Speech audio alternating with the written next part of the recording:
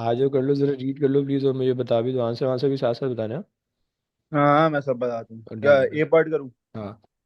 Explain what is mean by a photon of electromagnetic radiation. Photon की definition बतानी है। Sir वो अगर हिस्सर पास होता ना तो मजा आ जाता। अरे यार, मैंने मोबाइल पे नोट्स भेज दिए यार, वो खोल ले भाई। अब अच्छा मैं खोलता हूँ, रुकिए। तुमने मोबाइल को सिर्फ गलत कामों के लिए रखा हुआ है। अच्छा नहीं, आप ये वाला कराएं, मैं उसके बाद खोल रहा हूँ अरे नोट्स। तुमने तो फौरन पहले पार्ट में ही टोपी दे दी यार। नहीं नहीं अच्छा। मैं करा। तो हम कहते हैं कि भाई, ओ मैन, एक मिनट।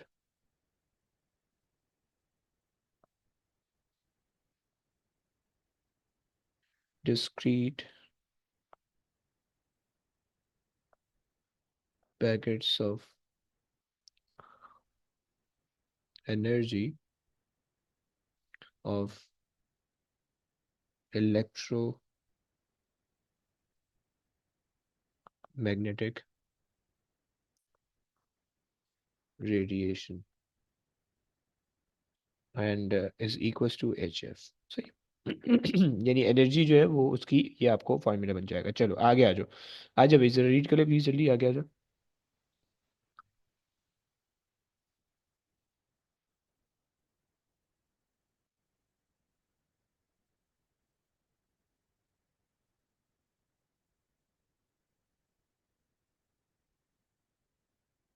वो है वजी,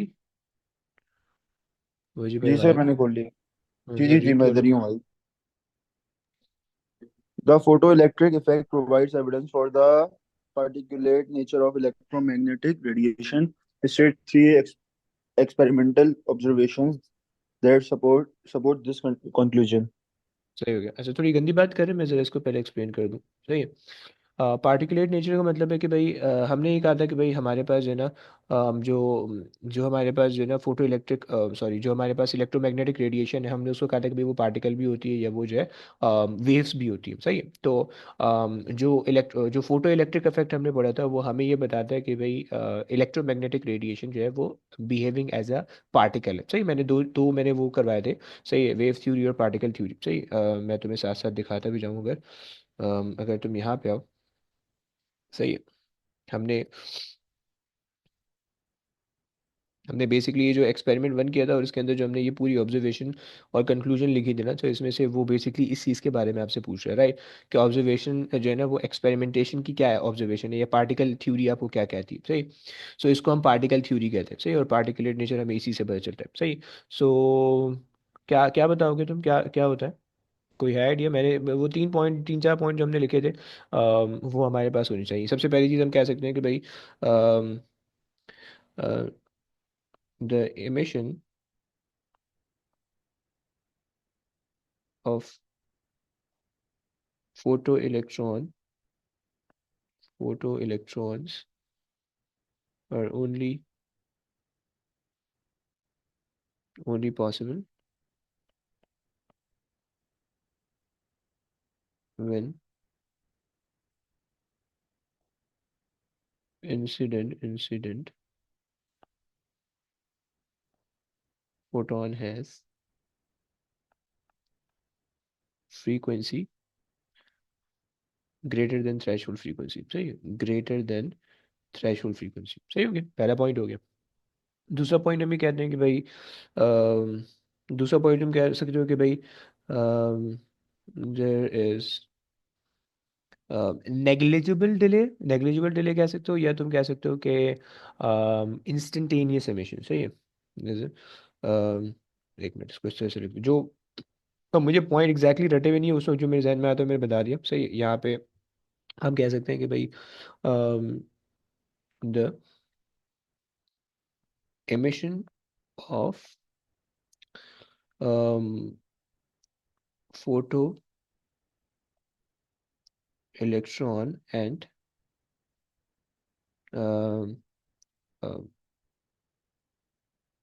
is is instantaneous। सही। यानी लाइट शाइनिंग और एमिशन ऑफ फोटो इलेक्ट्रॉन ये हमारे पास इंस्टेंटेनियस होता है। चलो आगे आ जाओ। सही है। अच्छा। अब हमारे पास जो है, जो तीसरा तुम कोई भी पॉइंट लिख सकते हो, तुम लिख सकते हो kinetic energy is independent of intensity, right. Kinetic energy जो है is directly proportional to frequency, तुम ये लिख सकते हो, सही। सो तुम कह सकते हो कि भाई kinetic energy is independent dependent of the intensity. भाई ये बातें याद आ रही है मुझे, ये याद आ रही है तुम्हें, ये ऊपर से जा रही है। अच्छा, चलो कुछ हाँ ना तो बोलो। पता नहीं कहाँ भाग जाता है यार। अच्छा जी चलो। मैं नहीं ओके, भागा। बोल दो यार। अच्छा रीड इस, करूँ क्या? नहीं समझ में आ गया ना, हाँ आगे आ जाओ, रीड कर लो चलो। जी जी, समझ आ गया मुझे।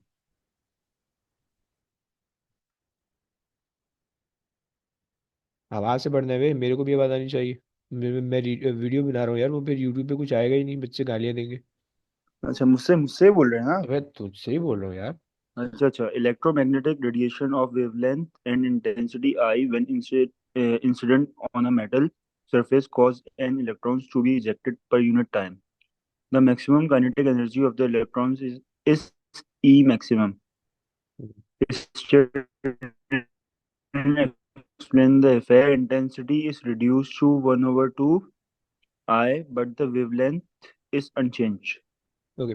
अच्छा ये हमने कल कल के लेक्चर में बिल्कुल एंड में हमने देखा था, सही है। अगर तुम याद करो, हम जो यहाँ पे जो दूसरा वाला एक्सपेरिमेंट हम कर रहे थे, ये वाला उसके अंदर हम रिलेट कर रहे थे यहाँ पे कि भाई अगर हम फ्रीक्वेंसी के साथ छेड़छाड़ करें या इंटेंसिटी के साथ छेड़छाड़ करें, दूसरे को कांस्टेंट रखें, सही। तो ये बेसिकली वो वाली कहानी है, सही। सो हमने कहा था कि भाई हमारे पास जो है इंटेंसिटी इज रिड्यूस, इंटेंसिटी को हमने रिलेट किया था नंबर ऑफ फोटॉन से, कि जितनी ज़्यादा इंटेंसिटी होगी उतने ज़्यादा लाइट के पार्टिकल आपके पास होंगे, और जितने ज़्यादा लाइट के पार्टिकल होंगे जब वो मेटल से इंटरेक्ट करेंगे तो उतने ज़्यादा मेटल से इलेक्ट्रॉन्स निकलेंगे, जिसको हम फोटो इलेक्ट्रॉन कह रहे हैं, सही। सो तो आपके पास जो है ना, आप ये कह दोगे कि भाई अब आपने इंटेंसिटी को कर दिया है हाफ, ओके। तो जब इंटेंसिटी को आपने हाफ कर दिया तो इसका मतलब है आपके पास जो लाइट के पार्टिकल हैं वो आपके पास कम हो गए, तो जब वो मेटल से इंटरेक्ट करेंगे तो जो फोटो इलेक्ट्रॉन्स निकले वो भी कम निकलेंगे, ओके। तो आप ये कह सकते हो कि भाई intensity intensity is directly proportional to photon या इंसिडेंट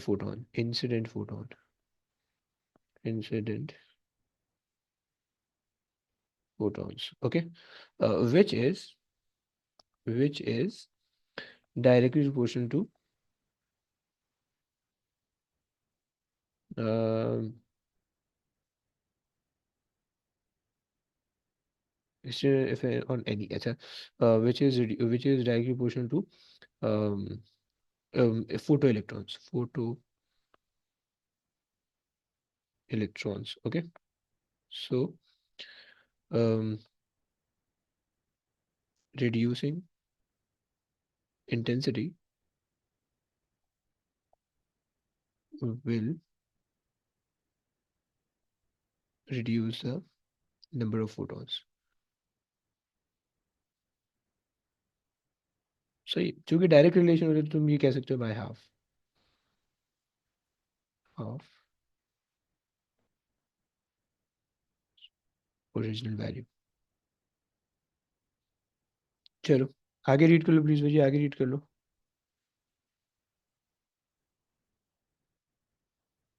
जी सर, कर रहा हूँ.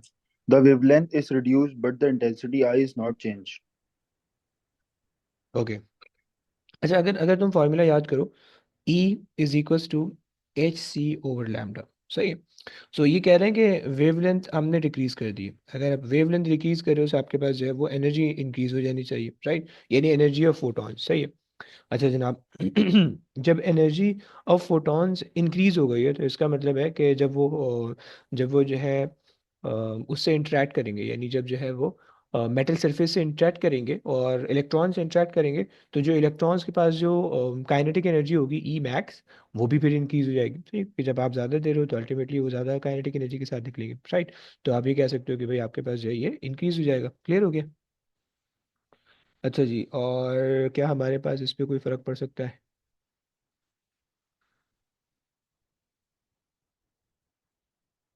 अच्छा, इसके अंदर जो है ना फर्स्ट पार्ट के अंदर आपको ये चीज़ अगर मेंशन कर दो तो अच्छा है कि भाई ई मैक्स जो है ना फर्स्ट पार्ट के अंदर वो अनचेंज रहेगा। सही है, क्योंकि काइनेटिक एनर्जी वो डिपेंड करती है किस चीज़ पे, वो डिपेंड करती है वेवलेंथ या फ्रीक्वेंसी पे। ओके, यहाँ पे वेवलेंथ और फ्रीक्वेंसी के साथ आप कुछ भी छेड़छाड़ नहीं करो पहले वाले पार्ट में। सही। अच्छा, दूसरे वाले पार्ट में तो हमने कहा कि भाई kinetic energy of the photo electron वो हमारे पास इंक्रीज हो रही है। तो but intensity is not changing. Okay, चलो कर लेते हैं, आ जाओ। सो हम ये कह देते हैं कि भाई हमारे पास यहाँ पे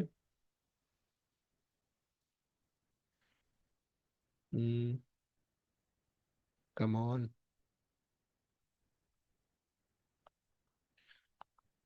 reducing the wavelength will increase the will increase the um, energy of photons, and hence the energy of photo electrons as well. Okay, so तुम्हारे पास जो है फोटो इलेक्ट्रॉन की भी तो आप फोटो इलेक्ट्रॉन की भी एनर्जी इंक्रीज होगी जब फोटॉन्स की एनर्जी इंक्रीज हो रही है। सो आप ये कह दोगे, so E maximum E maximum will be higher. Okay, ये तुम्हारे पास हो गई सिंपल सी कहानी। सही हो गया। तो ये हमने गाने लिख दिए। हाँ हाँ हाँ, और हम कुछ कह सकते हैं इसके अंदर, बस सही है। चलो, सर इनफ है ये। सही है ना। अच्छा जी, आ जाओ आगे चलते हैं। अच्छा, अब एक मिनट रुको। एनर्जी, फोटोन की एनर्जी, वर्क फंक्शन एनर्जी। अच्छा जी, फोटोन क्या होता है ये हम लिख के आ रहे हैं। What is why most electrons are emitted with the kinetic energy less than the maximum kinetic energy, ये मैंने बता दी थी। Less than the maximum kinetic energy क्यों होती है? क्योंकि आपके पास जो है कुछ फोटॉन जो है वो सरफेस के अंदर से इजेक्ट हो रहे होते हैं, राइट। अगर आप देखो कि जो फोटॉन जो है ये वाली अगर आप पिक्चर कंसिडर करो, सो जो फोटॉन्स जो है वो यहाँ से निकलेंगे उनकी तो मैक्सिमम काइनेटिक एनर्जी होगी, लेकिन जो नीचे से निकलेंगे उनकी काइनेटिक एनर्जी ऑब्वियसली बात है उनको ज़्यादा एनर्जी रिक्वायर्ड होगी इस चीज़ को यहाँ तक पहुँचने में। तो रिमेनिंग एनर्जी कम होगी और वो रिमेनिंग एनर्जी काइनेटिक एनर्जी है, राइट। तो ये हमारे पास हो गया। अच्छा जनाब, अगेन आपके पास जो है light of the intensity is incident on the metal surface causing electron to be emitted. State and explain the rate of emission of the electron changes as the frequency of the incident light is increased. अच्छा, incident frequency को जब तुम increase करोगे तुम्हें पता है कि E is equals to H f. Okay, so अब तुमने इंसिडेंट फ्रीक्वेंसी को इंक्रीज़ किया, यानी फोटोन की फ्रीक्वेंसी को इंक्रीज़ किया, तो तुम्हारे पास जो है जो फोटॉन्स की एनर्जी है वो इंक्रीज़ हो जाएगी। और जब फोटॉन्स की एनर्जी इंक्रीज़ होगी तो जब वो इलेक्ट्रॉन्स के साथ इमिट करेंगे, इलेक्ट्रॉन के साथ जो है जब वो इंटरेक्ट करेंगे तो फोटो इलेक्ट्रॉन्स की भी एनर्जी इंक्रीज़ हो जाएगी। सही है। अच्छा जनाब, और फिर जब वो तुम्हारे पास, अच्छा तो उसके उसकी वजह से तुम ये कह दो कि भाई तुम्हारे पास जो है वो एनर्जी इंक्रीज़ हो रही है। सही है।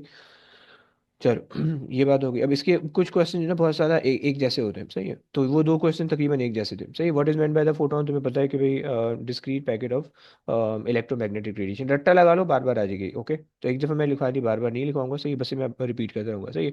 So discrete packet of energy of electromagnetic radiation हो जाएगा। चलो आ जाओ कासिम, कासिम जिंदा हो, आगे आ जाओ, तो ये वाला पार्ट रीड कर लो। जी, कौन सा वाला? फर्स्ट ये part, second? Second part. Show that the photon energy of light of wavelength 350 nm is 5.68 times 10 to the power minus 19 joules. Perfect. भाई फॉर्मूला होता है, सॉरी, फॉर्मूला हमारे पास होता है E is equal to H C over lambda. Okay, so H हमारे पास है 6.63 exponent -34 into 3 exponent 8 divided by lambda की वैल्यू हमारे पास आ रही है 350 एक्सपोनेंट -9। निकाल दो कितना आ रहा है, इतना ही आ रहा होगा।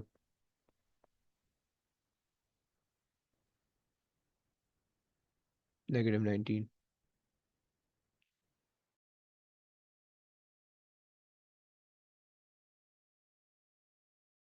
हाँ जी, कितना आ रहा है जल्दी।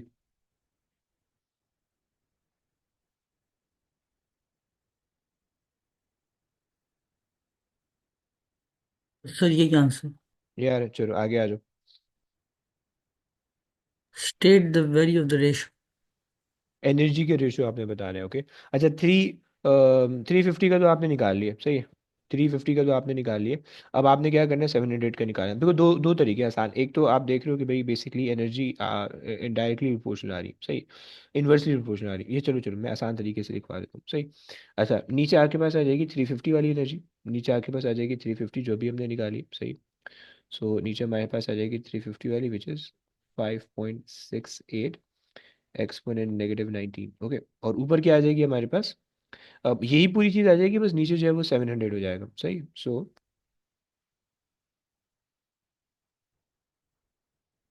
-3 इंटू 3 एक्सपोनेंट 8, सही है, डिवाइडेड बाय 700 एक्सपोनेंट -9, सही। ब्रैकेट लगा देना और फिर ये नीचे आ जाएगी, सही। बेसिकली अगर जब इसको आसान तरीके से करना चाहो तो तुम्हारे पास 2 का रेशो आ रहा होगा। 2 का रेशो आएगा। एक मिनट, नहीं, 1:2, 0.5 का रेशो आएगा। निकालो कितनी आ रही। 700 वाली की वैल्यू आ रही है 2.84 टाइम्स 10 to the power -19। सही है, उससे डिवाइड कर दो, 0.5 आ जाएगा बस। अरे चलो आगे आ जाओ, अगर वो प्रूव हो गया तो आगे आ जाओ। जी। Two beams of monochromatic light have similar intensities. The light in one beam has wavelength 350 and the light in the other beam has wavelength 700. The two beams are incident separately on three different metal surfaces. The work function of each of these surfaces is shown in figure 5.1. Explain what is meant by the work function of the surface.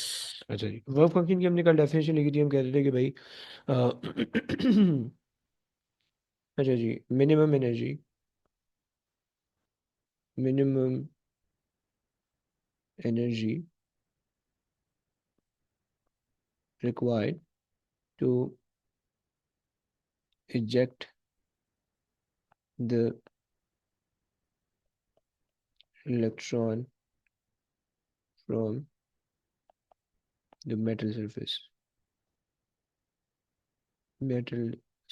Okay. So ये हमारे पास जो है,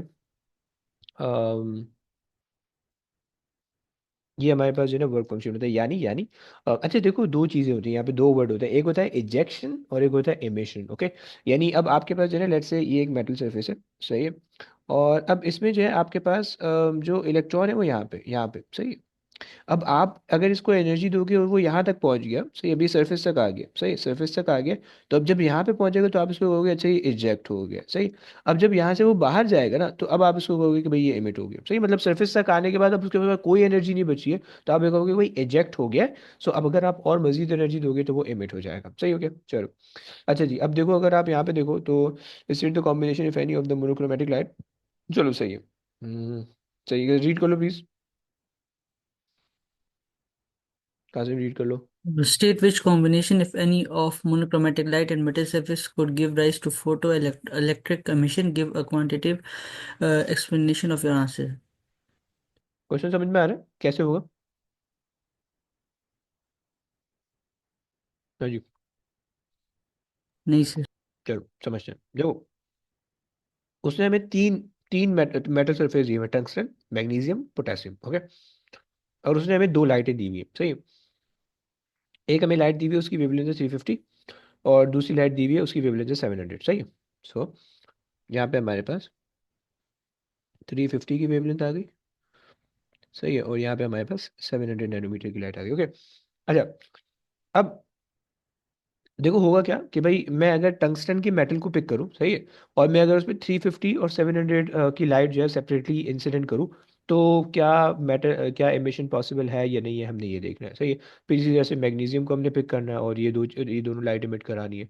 फिर इसी तरह से हमने potassium को पिक करना है, दोनों लाइट एमिट करवानी है। ओके, तो उससे बस हमें ये पता चल जाएगा कि भाई हमारे पास जो है वो एमिशन पॉसिबल है या नहीं है। ओके, तो अब अब तुम्हें लग रहा है बहुत लंबा काम है, इतनी लंबी हमने नहीं करनी, सही है। हम बस एक काम ही कर लेते हैं। हम एक काम बस ऐसा करते हैं कि भाई हम सबसे पहले जो है ना इसको कन्वर्ट कर लेते हैं। ये इनका वर्क फंक्शन आ रहा है इलेक्ट्रॉन वोल्ट में, सही। इलेक्ट्रॉन वोल्ट से जूल्स के अंदर कन्वर्जन क्या होता था, हम जस्ट कहते थे कि इसको जो है ना वो हम मल्टीप्लाई कर देते 1.6 एक्सपोनेंट -19 से, सही है।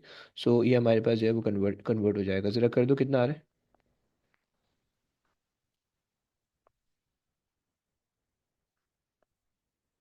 हम्म।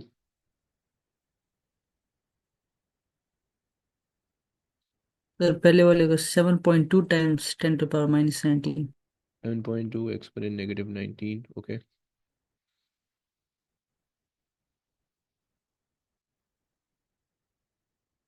और 5.9 एक्सपोनेंट -19 5.9 एक्सपोनेंट -19।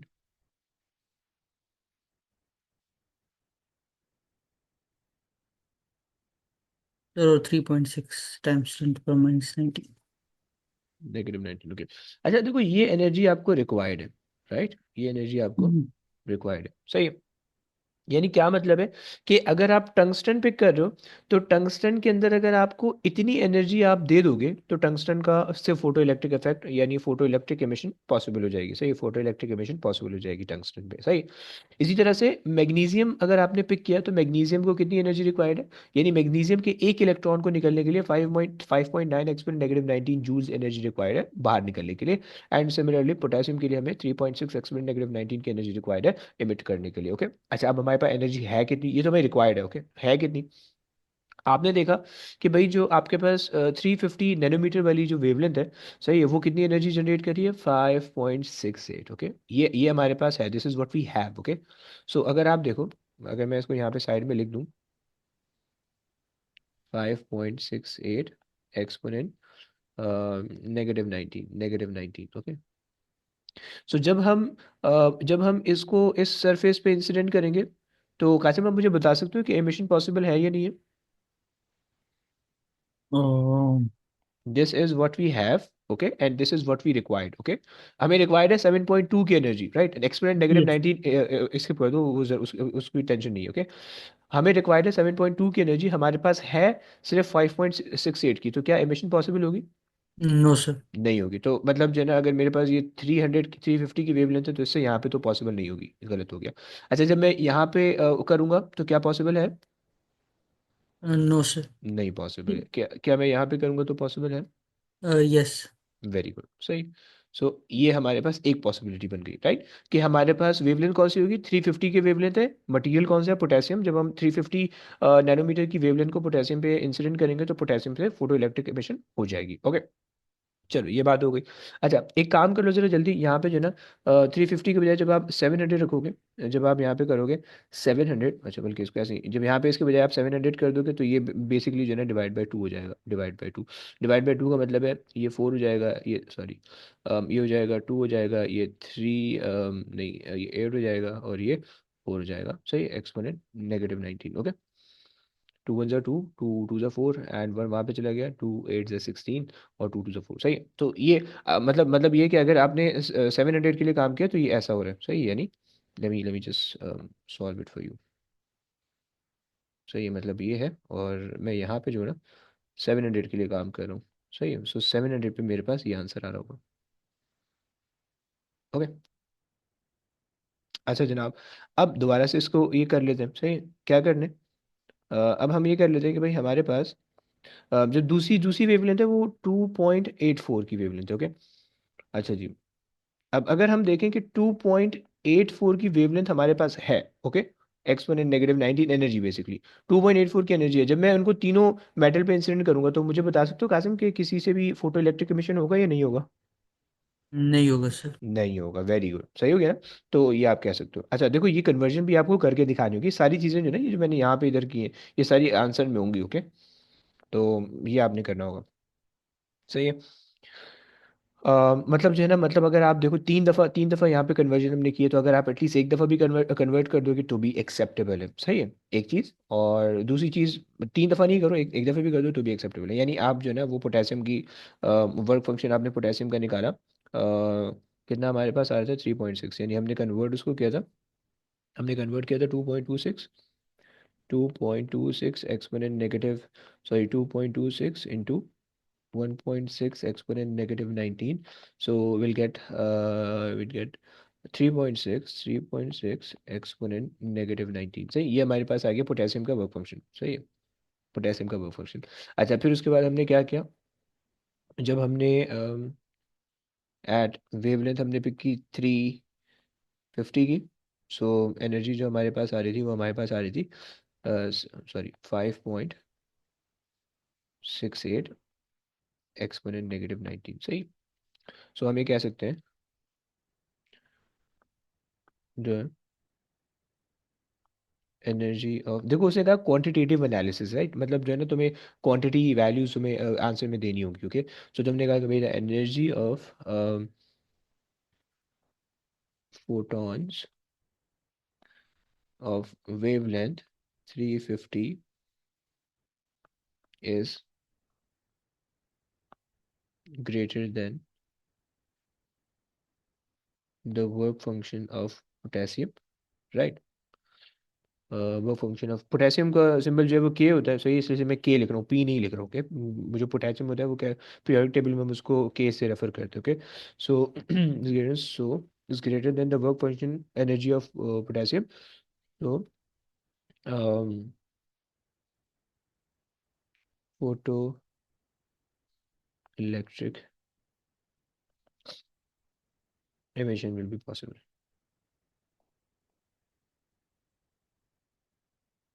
चलो आगे चलते हैं। अब देखो इस जैसे कितने क्वेश्चन आएंगे मैं तुम्हें, अब देखो ये वाला जो क्वेश्चन है, ये वाला क्वेश्चन बिल्कुल पहले क्वेश्चन की तरह, सही। वो तुमसे कह रहा है कि explain why the photo electric affect the existence of threshold frequency, सही है, provide the particulate nature of, ये तुमने सारी सारी चीज़ें पढ़ी हुई हैं, तुम ये लिख सकते हो, सही। तुम्हें ये तुमने प्लैंक कांस्टेंट का जो है ना वो प्रोपोर्शनैलिटी लिखनी है, सही है। प्लैंक कांस्टेंट की दो प्रोपोर्शनैलिटी आती है, एक तुमने पढ़ी हुई है, E is equals to H F, सही। और उसके अंदर तुमने जो है ना जो भी रिलेशन है उसको पूरे को एक्सप्लेन करने की, ई जो है वो एनर्जी ऑफ फोटोन है, एफ जो है वो फ्रीक्वेंसी ऑफ इंसिडेंट फोटोन है, वो हमने पढ़ा हुआ है। दूसरा हमारे पास रिलेशन आता है, lambda is equals to H over P, right. ये हमने अभी नहीं पढ़ा है, ये अभी नेक्स्ट चैप्टर में आएगा, सही है। और तो इसको तुम कर सकते हो, सही है। चलो आगे आ जाओ, अब देखो ये भी वही है, सही है। तुम्हारे पास जो है ना ये फोटो इलेक्ट्रिक इफेक्ट के बारे में पूछ रहा है, सही है।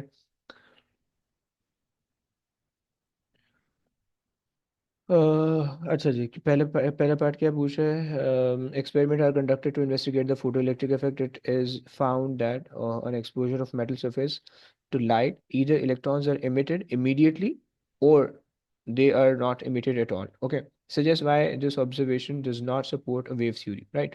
अच्छा, वेव थ्योरी तुम्हें ये कहती है कि जो इलेक्ट्रॉन है वो बेसिकली एनर्जी गेन करते हैं from the incident light, and जब उनकी एनर्जी ज़्यादा हो जाती है, जब उनकी सफिशिएंट एनर्जी हो जाती है, so they get emitted after a sufficiently long delay, okay। ये आपके पास जो है ना वेव थ्योरी कहती है, ओके। लेकिन पार्टिकल थ्योरी क्या कहती है कि if you have the energy greater than the work function energy, तो एमिशन पॉसिबल है, अदरवाइज नॉट पॉसिबल, ओके। तो बस तुमने दो तीन बातें लिखनी है, राइट। तुमने वेव थ्योरी क्या कहती है, वेव थ्योरी कहती है कि भाई electron will always emitted, right, for a light of a lower frequency, an electron will take a longer amount of time, right, um, to be emitted, okay। बस ये तुमने बातें लिखनी है, हो जाएगा तुम्हारा, सही। चलो आगे आ जाओ। अच्छा जी, तुमसे वेवलेंथ दी हुई है, तुम्हें एनर्जीज भी दी हुई है, कन्वर्ट कर लोगे, कैलकुलेट वैल्यू ऑफ यूनाइजेशन, सही है जनाब। वर्क फंक्शन निकाल लोगे, तुम्हारे लिए आसान है, सही हो जाएगा, ये करके आ रहे हैं। चलो ये हो जाएगा तुमसे, ये कर लेते हैं, ग्राफ आ रहा है, ग्राफ आ रहा है, ग्राफ आ रहा है, आ जाओ। कौन करा रहा है, सारा, सारा जिंदा हो सारा, Yes. आ जाओ जरा रीड कर लो। The photoelectric effect may be represented by the equation photon energy is equal to work function energy plus maximum kinetic energy of electron. State what is meant by work function energy. अच्छा, ये सारी ये वाली equation आ रही है sir में, हमने पढ़ी थी कहीं पे? Hmm. नहीं आ रही ना? देखो हमने यहाँ पढ़ी थी, ये देखो, ये देखो, Hmm. कि हमने कहा था कि भाई जो भी एनर्जी ऑफ फोटोन है, यानी जो भी फोटोन हमारे पास आ रहा है, जो भी फोटोन हमारे पास आ रहा है, उसकी जो भी एनर्जी एच एफ की फॉर्म में, वो उसमें से कुछ एनर्जी हमें लगेगी वर्क फंक्शन, यानी इलेक्ट्रॉन को बाहर निकालने में, सरफेस तक लाने में, और कुछ एनर्जी जो है वो काइनेटिक एनर्जी की फॉर्म में हो जाएगी। समझ लो ना, आ गया? Yeah. चलो आ जाओ आ जाओ, करते हैं। तो ये कह रहे हैं वर्क फंक्शन क्या होता है, work function? It is the minimum energy required by the metal surface to eject the photoelectron out of the surface. Perfect.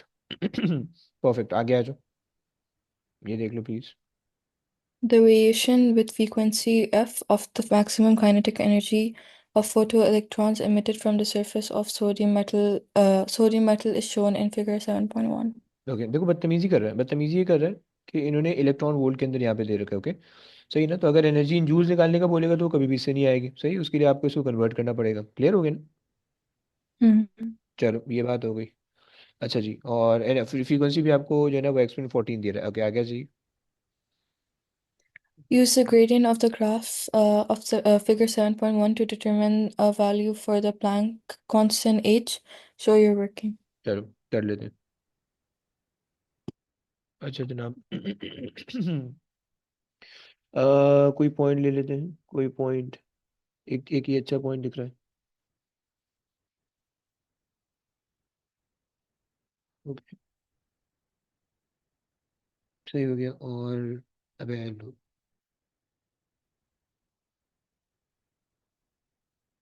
सही। और दूसरा पॉइंट, दूसरा ये वाला ले लेते हैं, ये वाला ले लेते हैं, सही है। सो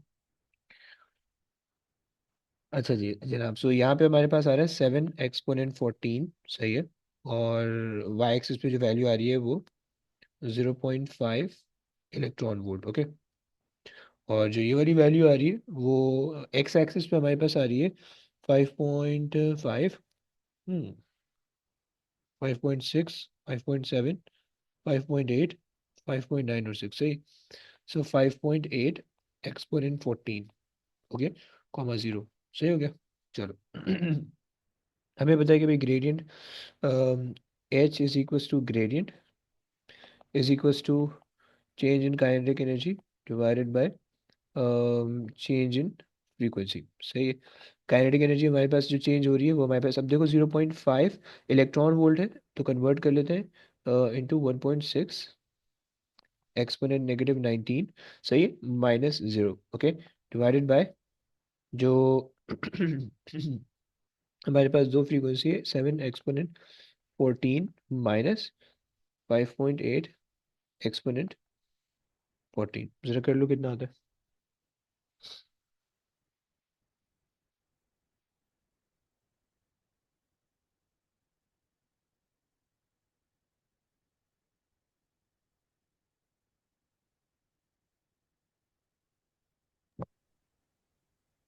6.7 into 10 to the power minus 6. Sorry. 6 minus, Minus 6. Sorry. नहीं ऐसा हो ही, 6.7 into 10 to the power minus 6. -6 हो ही नहीं सकता, आपने नीचे -14 ले लिया 14 के बजाय, है ना? हाँ. ईद मुबारक।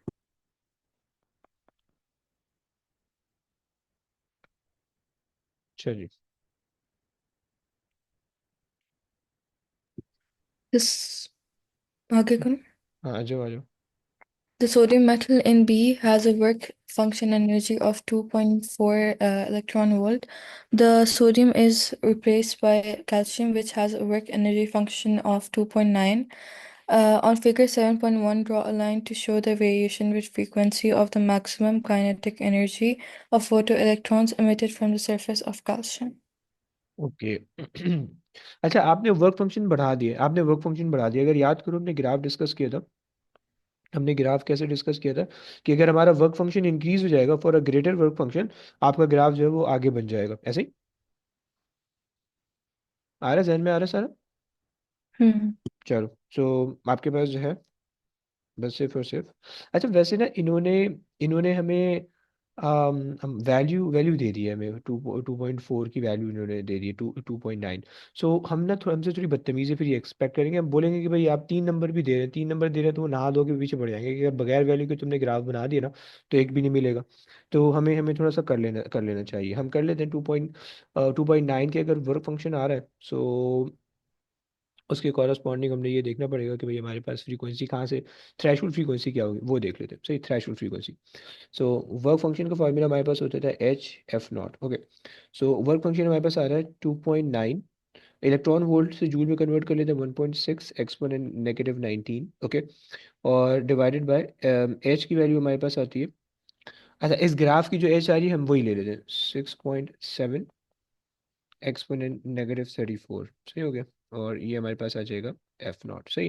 मैं इस ग्राफ के आज इसलिए ले रहा हूँ 6.63 नहीं ले रहा हूँ क्योंकि हमें जो है ना, ये चलो पहले निकालो मैं बता दूँ।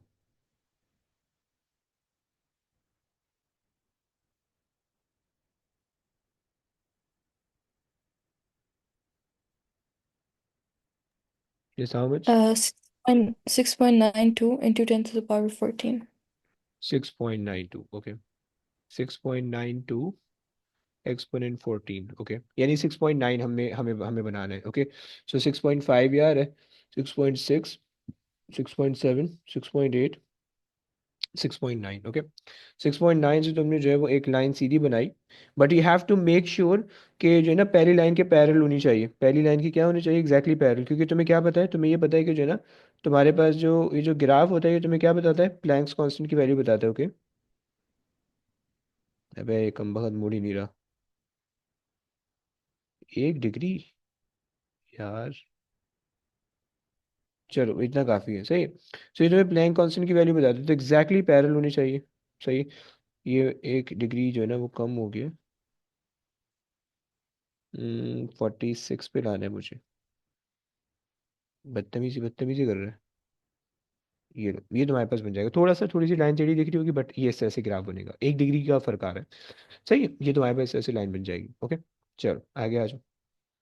अब देखो तुम्हें पता है फोटोन के बारे में, सही है, तुम्हें 4 पॉइंट पूछेगा, वो तुम्हें पता है वेव थ्योरी पार्टिकल थ्योरी में से तुमने लिखने होंगे। ओके, अच्छा जी, तुमसे ये पूछ रहा है कि वर्क फंक्शन दिया हुआ है, वेवलेंथ दी हुई है, सही, determine electron would be emitted from this effect, सही। अब तुमने तुम्हें वर्क फंक्शन दिया हुआ है, तुम इसकी कॉरस्पॉन्डिंग एनर्जी निकालो और इसको कन्वर्ट कर लोगे, राइट, इसको कन्वर्ट कर लोगे इलेक्ट्रॉन वोल्ट से जूल में, सही है। तो this is the energy that you required and this, अच्छा E equals to H C over lambda लगाओगे, so this is the energy that you have, दोनों को इक्वेट कर लोगे। अगर इफ ये एनर्जी ज़्यादा होगी तो एमिशन पॉसिबल है, अगर ये एनर्जी कम होगी तो एमिशन पॉसिबल नहीं है, right. Okay, same goes for this question. देखो एक ही पैटर्न पे सारे क्वेश्चन आते हैं, एक ही पैटर्न पे, तुम्हें सिर्फ पैटर्न समझ रहे हैं, तुम्हें सिर्फ क्या समझना है, तुम्हें सिर्फ पैटर्न समझना है, सही है। अच्छा जनाब, ये भी हमने कर लिया कि भाई मैक्सिमम वैल्यू, उसने कहा कि why when the incident light is monochromatic the emitted electron have a range of energy up to maximum value, right. हमने कहा था, हमने अगर याद करो हमने कहा था कि भाई हमारे पास जो है वो इलेक्ट्रॉन सारे के सारे, जो इलेक्ट्रॉन जो है वो सरफेस से एमिट हो रहा होगा, जो इलेक्ट्रॉन सरफेस से एमिट हो रहा होगा उसके पास मैक्सिमम काइनेटिक एनर्जी होगी, जो यहाँ से एमिट होगा उसके पास कुछ कम काइनेटिक एनर्जी होगी, कुछ एनर्जी जो है वो यहाँ से यहाँ तक आने में यूटिलाइज होगी, राइट। जो इलेक्ट्रॉन यहाँ से निकलेगा उसकी यहाँ से यहाँ तक एनर्जी जो है वर्क फंक्शन में चली जाएगी और बाकी काइनेटिक एनर्जी की फॉर्म में होगी, राइट, एंड सो ऑन। आप ये कह सकते हो कि भाई इलेक्ट्रॉन्स आर इजेक्टिंग और emitting from the different location of the metal surface, so it will have different या range of kinetic energies, right। अभी वही ग्राफ आया हुआ है, फिर तुमसे काइनेटिक एनर्जी दी हुई है, तुमसे फ्रीक्वेंसी दी हुई है, ग्रेडियंट पूछेगा तुमसे, बोलेगा अच्छा वर्क फंक्शन पूछ रहा है, वर्क फंक्शन के लिए क्या करोगे, तुम इसी को पीछे एक्स्ट्रापोलेट कर दो, एक्स्ट्रापोलेट कर दो, सही। ये लाइन जहाँ पे कट करेगी वहाँ पे तुम्हें जो है ना F0 मिल जाएगा, और F0 ग्राफ से रीड करके तुमने work function is equal to H F0 कर देना है, तो तुम्हारे पास वर्क फंक्शन आ जाएगा। ओके अच्छा जनाब, ग्रेटर वर्क फंक्शन कैसे बनाओगे वो भी तुम्हारे पास आ जाएगा, सही है, does not depend on the intensity of the light. अच्छा जनाब, अब तुम्हें ये बात पता है, तुम्हें ये बात पता है कि भाई तुम्हारे पास जो है वो फोटो इलेक्ट्रिक इफेक्ट जो होता है वो तुम्हारे पास उसमें काइनेटिक एनर्जी जो है वो इंडिपेंडेंट होती है, सही है। तो जब काइनेटिक एनर्जी इंडिपेंडेंट होती है तो तुम बस स्ट्रेट अवे बस ये कह दो कि भाई काइनेटिक एनर्जी इंडिपेंडेंट है इंटेंसिटी से, सही है। तो इस वजह से आपका जो दोनों ग्राफ है वो आपको सेम दिख रहा है। सही हो गया। अच्छा जनाब, चलो आगे चलते हैं। हम्म, हम्म, चलो ये भी वही है, 3 पॉइंट तुमसे दे रहा है, सही। वो तुम वेव थ्योरी के पार्टिकल देखो, स्टेट 3 फर्दर। अब तुमसे कुछ पॉइंट तुम्हें वो मेंशन कर देता है, for a particular metal surface it is observe that minimum frequency of light below which the photo electric emission is not occur. ये क्या है तुम्हारे पास? थ्रेशोल्ड फ्रीक्वेंसी, पहला वाला पॉइंट हो गया। This observation provide the evidence of particulate nature के electromagnetic radiation behaving as a particle, वो तुम्हें ये बता दिया। ओके, आगे क्या पूछ रहा है तुमसे? आगे ये पूछ रहा है कि भाई गिव 3 मोर एविडेंस, सही है। तो तुम उसमें क्या कह सकते हो कि भाई इंस्टेंटेनियस टाइम है, कोई टाइम डेली नहीं आता। सही, तुम ये कह सकते हो कि भाई काइनेटिक एनर्जी वो डायरेक्टली प्रोपोर्शनल होती है फ्रीक्वेंसी से। तुम ये कह सकते हो कि भाई काइनेटिक इंटेंसिटी जो है वो इंडिपेंडेंट होती है, इंटेंसिटी जो है वो डायरेक्टली प्रोपोर्शनल है नंबर ऑफ फोटॉन से, सही। ये तुम कह सकते हो। सही है, अब देखो सिमिलर ग्राफ तुम्हारे पास आ रहा है, सही है, और तुमसे वही चीज़ पूछा है दोबारा से। एंड थ्रेशोल्ड फ्रीक्वेंसी के लिए क्या करोगे? ग्राफ को एक्सट्रापोलेट करो, जहाँ पे ग्राफ कट कर रहा होगा वहाँ पे थ्रेशोल्ड फ्रीक्वेंसी आ जाएगी, और उसी थ्रेशोल्ड फ्रीक्वेंसी के कॉरस्पॉन्डिंग वर्क फंक्शन आ जाएगा, सही है। वो भी हम फॉर्मूला देख के आ रहे हैं, work function is equal to threshold frequency H f0। Okay, अब तुम्हारे पास अगर ग्राफ में कोई कन्वर्जन रिक्वायर्ड है, देखो इलेक्ट्रॉन वोल्ट दिया हुआ है, कन्वर्जन रिक्वायर्ड है, इस वजह से 3 नंबर दे रहे हैं। क्लियर हो गया ना? देखो एक ही तरह के क्वेश्चन में सिर्फ तुम्हें ये दिखा रहा हूँ कि भाई क्या वही क्वेश्चन एग्जैक्ट, वही रेंज ऑफ काइनेटिक एनर्जी आ रही है, थ्रेशोल्ड फ्रीक्वेंसी आ रही है, सेम क्वेश्चन रिपीट हो रहा है, सही है। देखो यहाँ पे थोड़ा सा चेंज है, थोड़ा सा चेंज है, इन्होंने ग्राफ थोड़ा सा चेंज किया हुआ है।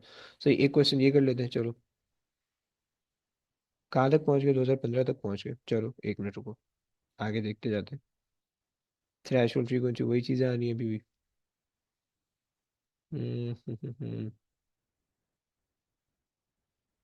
तो तकरीबन एग्जैक्टली वही चीज़ आ रही है, यहाँ तक एग्जैक्टली वही चीज़ आ रही है। 17 देखो, फोर्स फोर्स से रिलेट करते हैं, ये वाला पार्ट स्किप कर देना प्लीज़। फोर्स अभी हमने नहीं पढ़ी है यहाँ पे, इसके अंदर भी फोर्स रिलेट नहीं की है। ये भी नेक्स्ट के अंदर आएगा, सही। सो ये वाला क्वेश्चन, ये वाला पार्ट प्लीज स्किप कर देना। ओके, फोर्स जहाँ पे आ रही है वो वाला पार्ट स्किप कर देना। अगर तुम चीता हो, तुम्हें लगे कि तुम रिलेट कर पाओ तो हो जाएगा, वरना स्किप कर देना। ओके, और बस सेम सेम सारे क्वेश्चन आ रहे हैं तकरीबन। चलो एक नए ज़माने का क्वेश्चन कर लेते हैं आज, ये वाला क्वेश्चन कर लेते हैं। और हमारे पास वर्क फंक्शन है, फालतू फालतू क्वेश्चन दिए हुए हैं। सही है, फ्रीक्वेंसी आ गई। चलो, name state the name of the phenomena, photo electric effect का हो गया, सही। जो तुम्हें जो है ना पार्टिकुलेट नेचर के बारे में बताते हैं, सही है। चलो खैर, आ जाओ, बस एक क्वेश्चन करते हैं आखिर, उसके बाद एंड करेंगे क्लास। इब्राहिम ज़रा करवा दोगे प्लीज़? 1 minute, 1 minute. हाँ जी इब्राहिम। अच्छा, ये वाले तुम स्किप कर लो, सही है, ये तुम आराम से कर सकते हो खुद भी, इसमें सिर्फ लंबी करनी है, सही। कैलकुलेशन बस थोड़ी सी समझानी है। आ जाओ, जरा रीड कर लो please.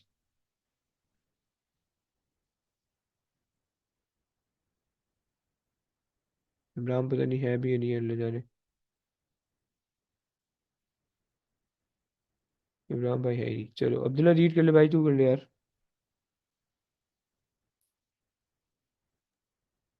The maximum kinetic energy Emax of electrons emitted from a metal surface is determined for different wavelengths, lambda of the EM radiation incident on the surface. The variation with 1 over lambda of Emax is shown. Perfect. अच्छा जनाब, चलो graph आपको अगर देखो तो electron volt दिया हुआ है वाई एक्सिस पे, लेकिन यहाँ पे 1/λ दिया हुआ है। चलो 1/λ, अच्छा अगर हम थोड़ा सा मैं रिकॉल करवा दूँ, सही है। सो हमें बेसिकली ना ये वाली इक्वेशन यूज़ करवा रहे हैं, ये इस तरह की इक्वेशन यूज़ करवा रहे हैं। ओके, हमें पता है कि अगर जो ग्राफ है, यानी ये वाला ग्राफ हमें दिया हुआ है, सही, काइनेटिक एनर्जी और 1/λ का, हमें पता है कि इस ग्राफ का ग्रेडियंट जो है वो हमें क्या बताएगा? Hc बता देगा। Hc बोले तो एच हमारे पास प्लैंक्स कांस्टेंट है और सी हमारे पास स्पीड ऑफ लाइट। ओके, और चलो देखते हैं क्या हमसे क्या पूछ रहे हैं। Determine the threshold frequency. Okay, threshold frequency निकाल लेते हैं। हमें पता है कि भाई सबसे पहले तो इस ग्राफ को एक्सट्रापोलेट कर लो। अच्छा,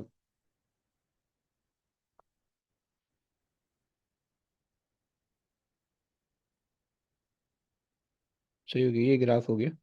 अबे एक्सट्रापोलेट हो गया, सही। तकरीबन आ रहा है 1.92। हाँ, 1.92 की जो है ना वो हमारे पास ये आ रही है। सही है, वेवलेंथ आ रही है। अच्छा जनाब चलो, अब हमें इसको रिलेट करना है किसी से, हमें इसको रिलेट करना है थ्रेश होल्ड फ्रीक्वेंसी। ये बेसिकली हमारे पास जो है अच्छा, और ये यहाँ पे आप लगा दो एक्सपोनेंट 6। ओके, और ये हमारे पास आ जाएगी 1/λ0। ओके, सो अगर तुम इससे लैम्डा नॉट निकाल लो, so 1/1.92 exponent 6 is equal to lambda naught आपके पास आ जाएगा। जरा निकाल दो कितना आ रहा है।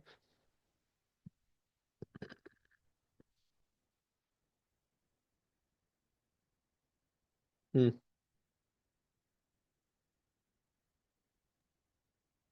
5.208 into 10 power minus 7. 5.208 एक्सपोनेंट -7। अच्छा जनाब ये आ गई। और आप क्या कर सकते हो, मैं क्या निकालना है, थ्रेशोल्ड फ्रीक्वेंसी निकालिए ना। सो थ्रेशोल्ड फ्रीक्वेंसी में हम कर सकते हैं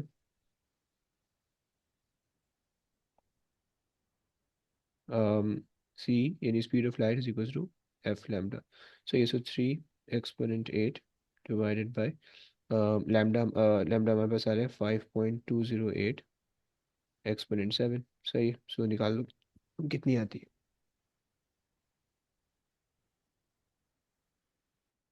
5.76 into 10 power 14. ओके, सो आप कह रहे हो 5.76 एक्सपोनेंट 14। Okay, 5.76 exponent 14। चलो आगे आ जाओ। Determine the value of Use the the Planck constant. gradient. पढ़ लो। Use the gradient of the line to determine a value for the Planck constant h. हम्म चलो, अच्छा जी, हमें पता है कि भाई हमारे पास जो ग्रेडियंट होता है वो हमारे पास एच एफ की वैल्यू बताते हैं। अगर ग्रेडियंट हम निकाल लें, सो हमारे पास आ जाएगा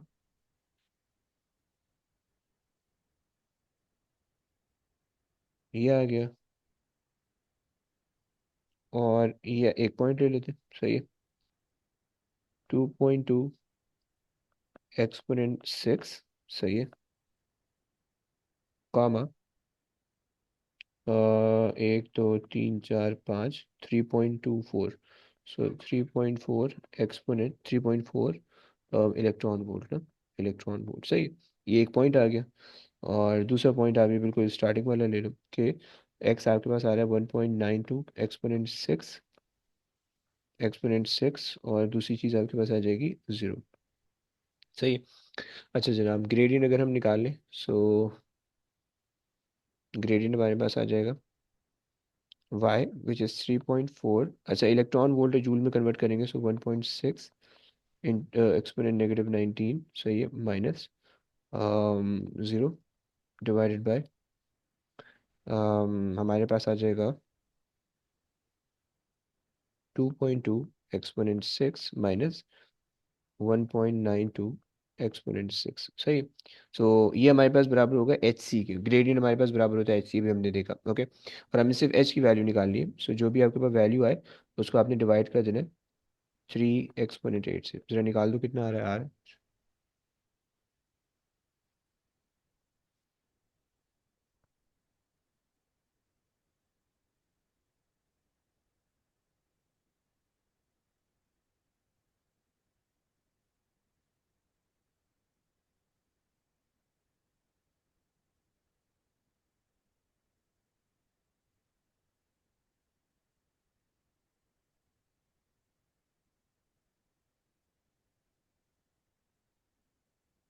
6.47 into 10 power minus 33.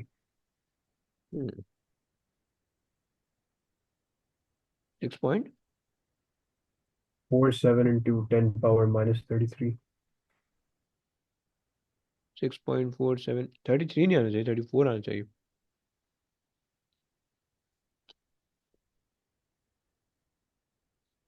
पक्की बात है,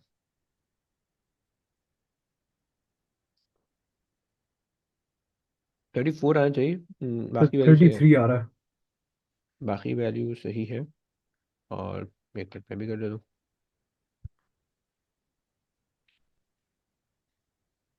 अच्छा, सो 3.4 into 1.6 exponent negative 19 divided by 2.2 exponent 6 minus 1.92 exponent 6 और divided by 3 exponent 8। यार आ तो रहा है 33। हमने कुछ गलत रीड किया क्या? अरे अरे अरे अरे अरे, वो 3.4 नहीं, 0.34 है ना। 0.34, ओके, सही सही सही, परफेक्ट है। सही है ना भाई, क्लियर? 6.47, ये 6.5 आपके पास एक्सपोनेंट -34। चलो आगे आ जाओ।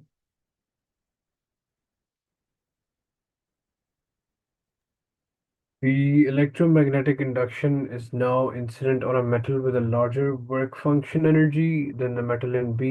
On figure 11.1, sketch the variation with 1 over lambda of Emax. सही हो गया। इसके अंदर भी आपके पास अगर वर्क फंक्शन आप बढ़ा रहे हो, सही है, ग्रेटर वर्क फंक्शन, तो ग्रेटर वर्क फंक्शन इसके अंदर भी आपको आगे दिखेगा, सही है। ग्रेटर वर्क फंक्शन आपको, अच्छा कोई वैल्यूज इन्होंने मेंशन की है? वैल्यूज मेंशन नहीं की, वैल्यू मेंशन नहीं की। दो चीज़ें में देखनी है, सही है, दो चीज़ें में ख्याल में रखनी है।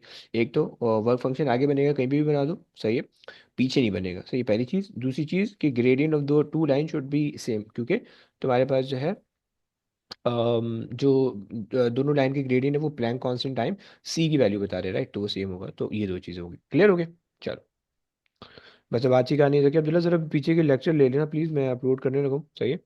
तो और ये बहुत आसान से क्वेश्चन है, सही, आपको अंदाज़ा हो रहा होगा, बट इसको लेक्चर देख लेना ताकि ये समझ में आ जाए, सही है। चलें, बस अब आज की कहानी तक मिलते हैं, Okay. अब इंशाल्लाह नेक्स्ट क्लास में मिलते हैं। चलो, ओके गाइस, टेक केयर, अल्लाह हाफिज़। Allah Hafiz. अल्लाह हाफिज़।